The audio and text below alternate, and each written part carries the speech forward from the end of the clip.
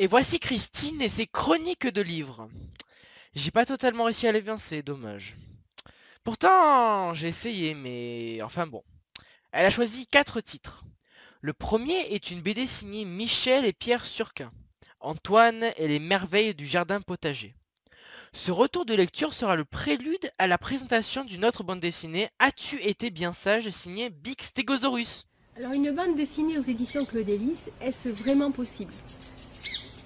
Il y a eu Bidou de, de Fralien il y a quelques années.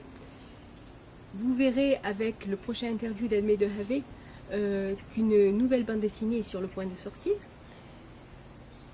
Mais moi j'ai envie de vous parler d'une autre bande dessinée qui est remarquable, qui a été donc éditée il y a de cela maintenant peut-être 1 an et demi, voire 2 ans.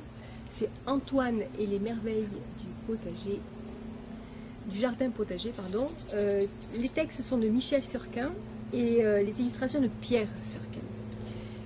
Cette bande dessinée qui est totalement en couleur, en fait, est remarquable parce qu'elle parvient à initier les enfants et même, pourquoi pas, nous, mais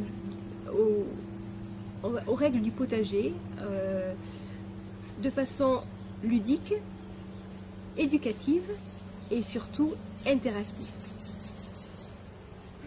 Je ne vais pas vous chroniquer en fait cette bande dessinée, je pense que j'en serais bien incapable. En revanche, j'ai envie de vous lire la préface qui a été écrite par Michel Vestrade et qui résume parfaitement mon ressenti face en fait aux illustrations, face au texte de Michel et Pierre Surquin. Initier les enfants au jardinage et par-delà à la découverte de la nature, de sa multiplicité, de ses mécanismes, de sa beauté. Certes, de nos jours, il y a l'ordinateur, Internet et les nombreux supports informatiques qu'offre l'époque. Mais il y a encore et toujours le livre, l'irremplaçable, l'incontournable livre. Voilà le pari qu'ont relevé et réussi Michel et Pierre Surquin. Avec Antoine, un merle, son guide, et le professeur Botanicus, nous allons pénétrer dans l'univers merveilleux du jardin potager.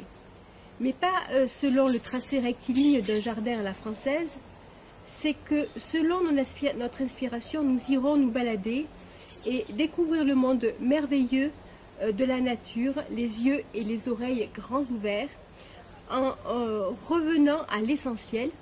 Ainsi en va-t-il par exemple du cycle fève des marées, puceron noir et coccinelle.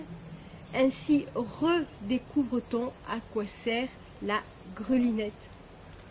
On relèvera par ailleurs une autre qualité de ce livre, et non des moindres, c'est son aspect interactif. À l'invitation du professeur Botanicus, il nous sera demandé donner d'écrire dans le livre, d'y dessiner, d'aller à la recherche d'un nom dans un dictionnaire ou de demander un plus ample informé à un proche.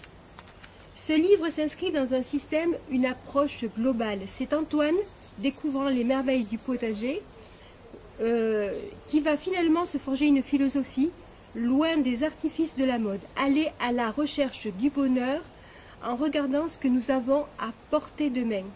Et c'est ainsi que nous rejoignons Jean-Jacques Rousseau. La terre offre à l'homme l'harmonie des 3 règnes, un spectacle plein de vie, d'intérêt et de charme, le seul spectacle au monde dont les yeux et son cœur ne se lassent jamais. C'est extrait des Rêveries du marchand solitaire, 7e promenade. Bravo à Michel et Pierre Surquin et merci pour cette démarche qui nous rapproche de l'essentiel, la vie. Maintenant, il ne vous reste plus qu'à vous laisser amener sur les traces d'Antoine, tel des petits princes.